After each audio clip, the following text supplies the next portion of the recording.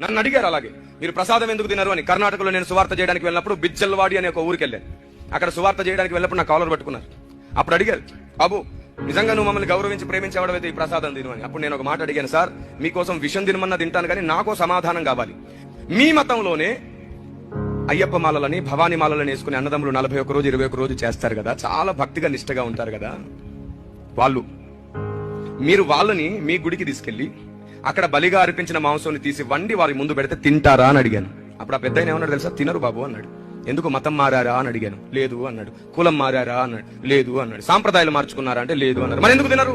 నిష్టలో ఉన్నారు, దీక్షలో ఉన్నారు. ఈ టైంలో వారు తినకూడదు, మేము పెట్టకూడదు. పెడితే పెట్టినందుకు మాకు శాపం, తిన్నందుకు వారి దీక్ష పాడైపోతుంది, మేము పెట్టం అన్నాడు ఆయన. మా పెద్దలు మాకు అలా దీక్షలు పాడవడం నేర్పించలేదన్నాడు. అప్పుడు నేనేమన్నాను తెలుసా, అయితే బాప్తిస్మం ద్వారా జీవితకాలం మేము నిష్టలో ఉన్నాం, మేము ఆ ఒక్కటే తినలేము. ఒక రూపం ముందు పెట్టింది, ఒక విగ్రహం ముందు